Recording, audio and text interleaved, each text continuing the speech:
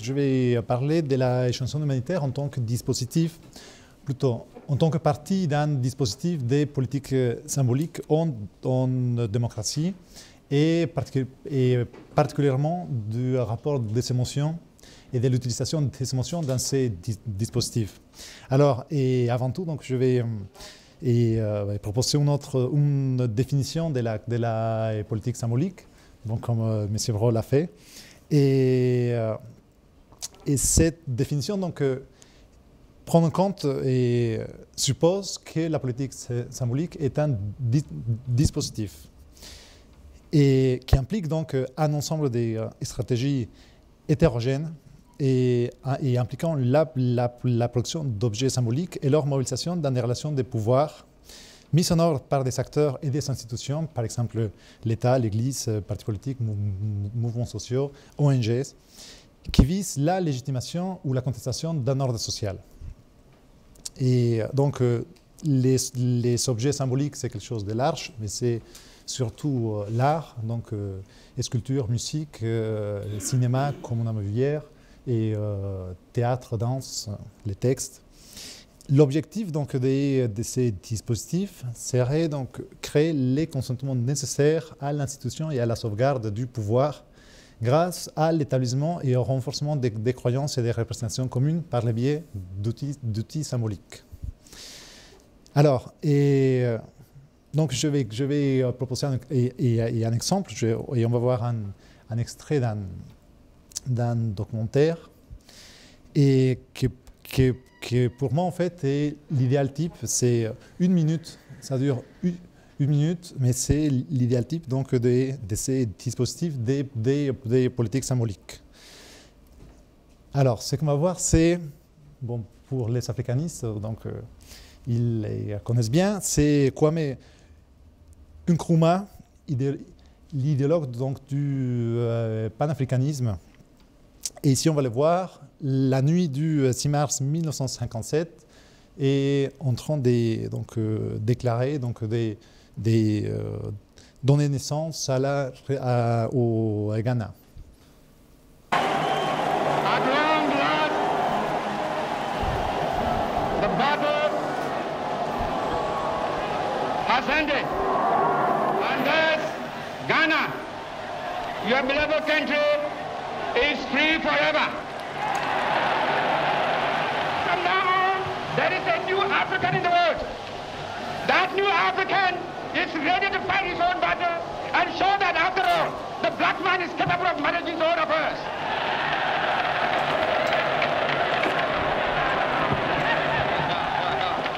Now I want you all, those who have hats on, to take off your hats and let the band play our national anthem. And from now on, that national anthem is the national anthem of the Gogo to be played on all occasions.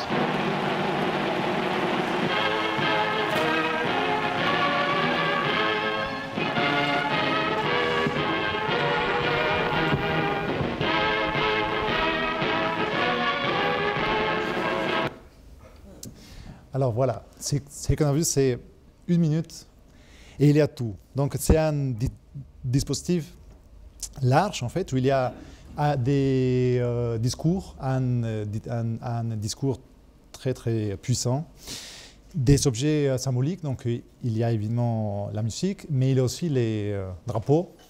Et donc c'est changement, en fait, c'est changement des drapeaux. La mise en scène, extrêmement précise, avec l'orchestre, avec les drapeaux. Nkrumah donc, qui mène tout ça donc, comme un chef d'orchestre. Et à la fin, l'élément très important, fondamental, il me semble, ce sont les larmes de Nkrumah. C'est larmes du père de la nation qui voit naître sa fille. Et donc tout ça, tous ces dispositifs sera là donc pour mobiliser des émotions spécifiques, des émotions spécifiques que dans ces cas-là, ils sont très importants. Donc c'est la naissance d'un nouvel État, la naissance symbolique évidemment, parce qu'il a eu des élections précédemment, il a eu des accords, des signatures et des accords avec la Grande-Bretagne, évidemment. Mais à ce moment-là, tout est fait, mais c'est le symbole, c'est ces rituels politiques qui est important en fait. Donc cette définition de la politique symbolique comme un dispositif est élargie en fait, celle développée par Pascal Horry qui ont écouté cet après-midi, qui la limite, il me semble, à l'instrumentalisation exclusivement charismatique du pouvoir. Et dans cette définition en tant que dispositif, donc on l'élargit au profit d'une conception stratégique de la domination qui regroupe des discours, des pratiques, des objets et des rituels spécifiques. Bon, si on revient donc à notre sujet principal, qui est la chanson humanitaire, elles sont nées en fait par l'association aux campagnes de communication des organisations humanitaires à partir de la famine provoquée par la guerre civile éthiopienne en 1983-1984. Au moment où l'action humanitaire est montrée comme la preuve supposée de la supposée supériorité du monde libre. Donc on est à la fin de la guerre froide. Ça c'est fondamental pour comprendre la naissance de ces dispositifs. Donc il y aura en 1984 Band-Aid, oula, il a une faute d'orthographe, bon, au Royaume-Uni, USA for Africa aux États-Unis, et en France il y aura d'abord Tintin pour l'Éthiopie et après les Chanteurs sans frontières. Donc les Chanteurs sans frontières, c'est une association créée en 1985 par des musiciens et des personnalités issues des médias, de la télévision publique notamment, qui mènent donc leur campagne de récolte de fonds et de sensibilisation humanitaire à l'intérieur de l'espace national. L'objet de cette association serait l'aide aux victimes de la famine dans toute partie du monde, sans restriction, en dehors de toute considération quelconque d'ordre politique ou social, et ceci dans un but exclusivement d'assistance et de bienfaisance. Vous voyez, donc il y a l'assistance donc aux victimes du monde entier, en fait. Alors, et à mon avis, donc l'action et les discours des Chanteurs sans frontières reposent sur deux choses principalement. L'une, c'est la transformation des questions politiques en questions morales. Et la deuxième, ce sont les caractéristiques de l'action humanitaire, c'est-à-dire l'invocation de l'urgence, l'approche universaliste des victimes, comme on l'a vu, et l'exaltation de la vie nue. Alors, donc, ma principale hypothèse concernant les buts donc, de ces dispositifs est que la transformation de la dimension politique des causes défendues en question morale abolit la profondeur géopolitique des problèmes et rend inattaquables les dispositifs humanitaires puisqu'ils seraient moralement bons, nécessaires et urgents. Alors, on va écouter donc cette chanson pour l'Éthiopie, qui était la seule chanson qui ont composé ces Chanteurs sans frontières et qui date donc de 1985.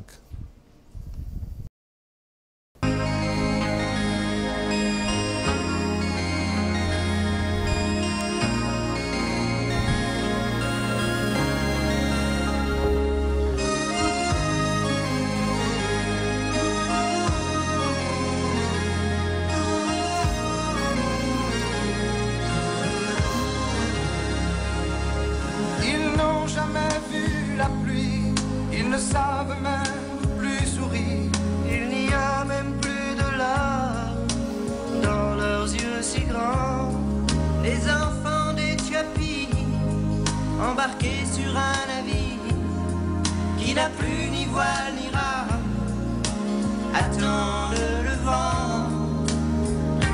Loin du cœur et loin des yeux, de nos villes, de nos banlieues, l'Éthiopie meurt peu à peu.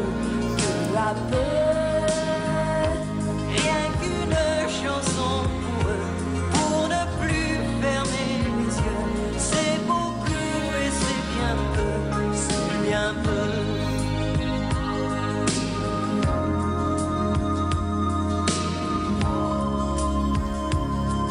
Mais à chaque enfant qui tombe, qui meurt loin des yeux de l'Occident, notre ciel devient plus sombre et notre avenir moins grand. sur cette terre de sécheresse ne fleurissent que des tombes. Malgré toutes nos richesses, leur soleil nous fait de l'ombre. Loin des cœurs et loin des yeux, de nos villes, de nos banlieues, l'Éthiopie meurt peu à peu, peu à peu. Rien qu'une chanson pour eux, pour ne plus fermer les yeux. C'est beaucoup et c'est bien peu, c'est bien peu. Donnons-leur des lendemains en échange de rien. Donnons-leur la vie. Seulement la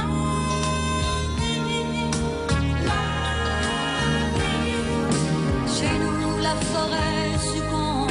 Là-bas le désert avance Plus vite que l'incolore. dans un ciel d'indifférence. Les enfants du tiers-monde n'ont que l'ombre d'une chance. Chaque jour, chaque seconde, faisons taire le silence. Loin du cœur et loin des yeux, de nos villes, de nos banlieues, l'Éthiopie meurt peu à peu, peu à peu. Rien qu'une chanson pour eux, pour ne plus fermer les yeux. C'est beaucoup et c'est Bon, c'est pas grave. De toute façon, on a tout compris. Bon, il n'a rien de plus à voir. Bon, alors donc, ça a quand même très très mal vieilli tout ça, mais je pense qu'avec 25 ans d'écart, et ça nous saute au-dessus beaucoup de choses du discours qui est très impressionnant, mais qu'à l'époque, en fait, ce qu'il faut dire, c'est que ça, c'était un tube national. Pour vous donner quelques chiffres, donc les disques, en fait, il était produit par Pate Marconi, donc EMI Music. Il était vendu à environ 1 720 000 exemplaires, donc c'est 45 tours. Et ce qui fait de la chanson pour l'Éthiopie, les deuxièmes tubes français des années 80, tout juste derrière La danse des canards. Que c'est là, on ne va pas l'écouter parce que sinon on va tous partir. Alors, si on analyse rapidement donc ces vidéoclips, donc et ce qu'on voit, c'est des artistes, c'est des gens connus, qui sont encore connus.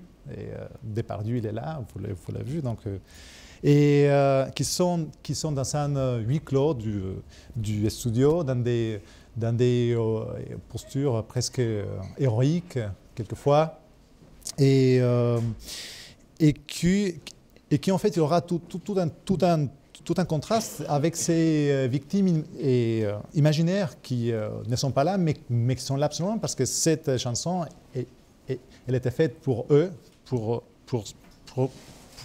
ces victimes imaginaires qui seraient dans des grands espaces désolés et désertiques.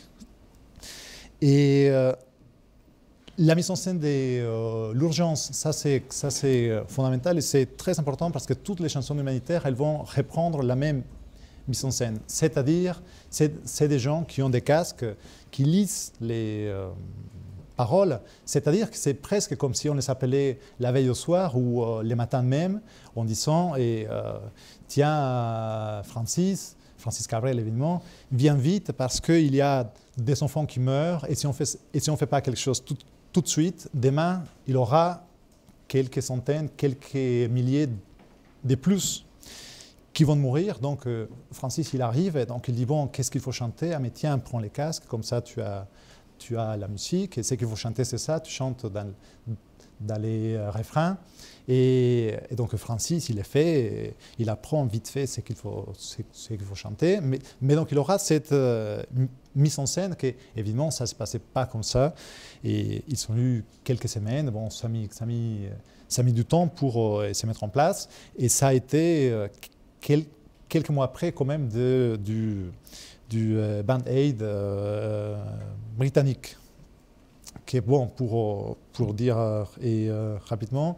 Band Aid, c'était Bob Geldof et Bono, et qu'après Geldof, il est devenu les chantres de l'humanitaire avec les Live Aid en 2005, et aussi comme conseiller personnel du George Bush, fils, et de Tony Blair, donc pour les crises humanitaires, pour gérer ces guerres humanitaires. Donc ce n'est pas anodin cette époque-là où tous ces dispositifs très efficaces se sont véritablement mis en place.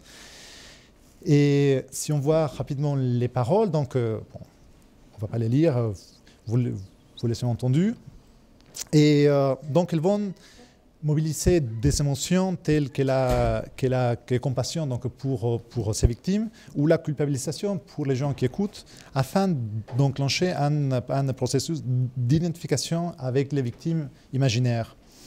Et ainsi, donc, par les dons, les aider.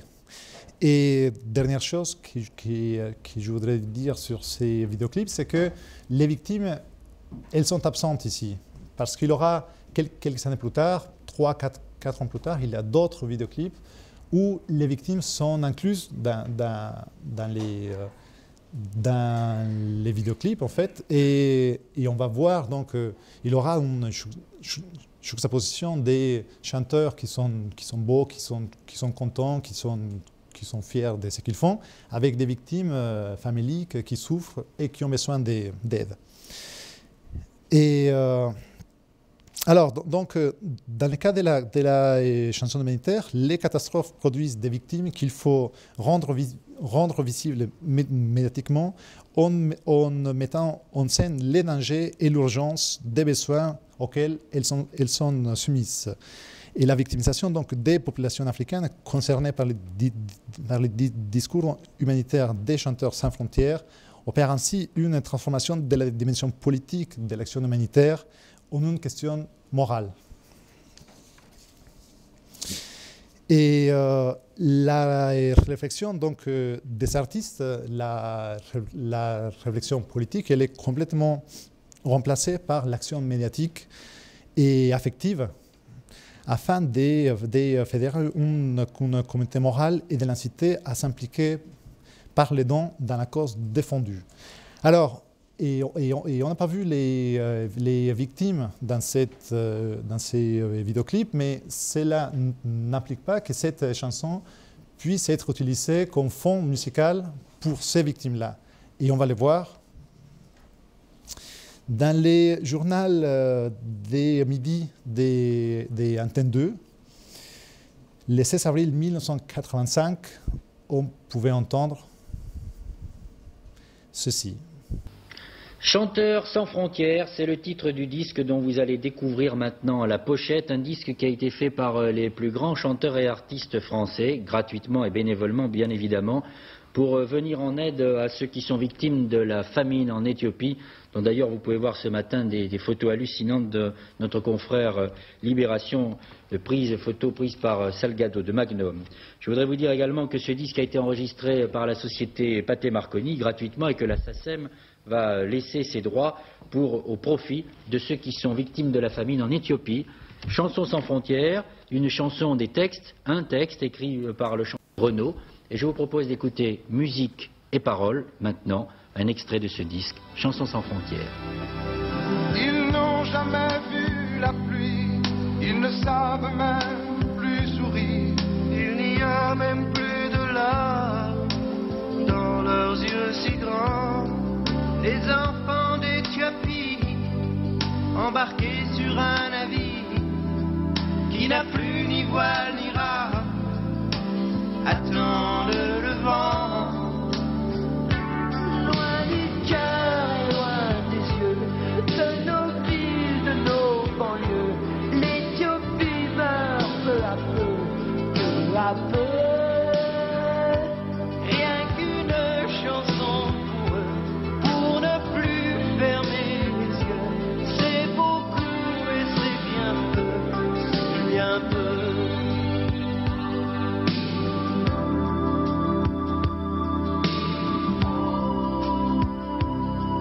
Mais à chaque enfant qui tombe, qui meurt loin des yeux de l'Occident, Notre ciel devient plus sombre et notre avenir moins grand. Sur cette terre de sécheresse ne fleurissent que les tombes. Malgré toutes nos richesses, leur soleil nous fait de l'ombre. Oui, très belle parole de Renaud. Vous aviez reconnu notamment les voix du Gaufret de Francis Cabrel et de Julien Clerc. Je vous remontre la pochette de ce disque, Éthiopie, Chansons sans frontières. Donc une chanson enregistrée par beaucoup d'artistes français au profit des victimes de la famine en Éthiopie. C'est une initiative qui ressemble à celles qui ont été lancées, notamment en Angleterre et aux États-Unis. Nous vous l'avions montré en son temps. Alors, donc, vous voyez bien donc, que cette chanson, en fait, elle fait partie d'un dispositif beaucoup plus large. Et après, bon, on n'a pas le temps, mais il y a toute une histoire avec MSF, donc, et en Éthiopie qui seront expulsés. Bon.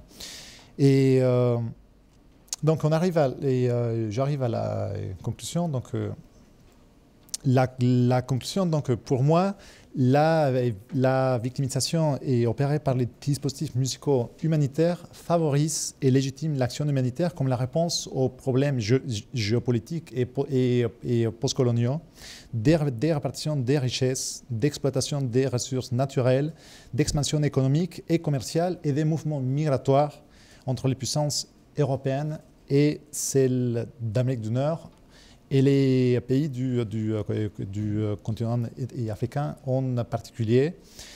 Et aussi, donc, pour terminer, il me semble que la dimension politique est remplacée par une obligation morale, qui est celle d'empêcher la mort d'une Afrique imaginaire des victimes, avec laquelle, grâce et aux images, au son, au discours et aux émotions, nous ne pouvons que nous identifier. Merci.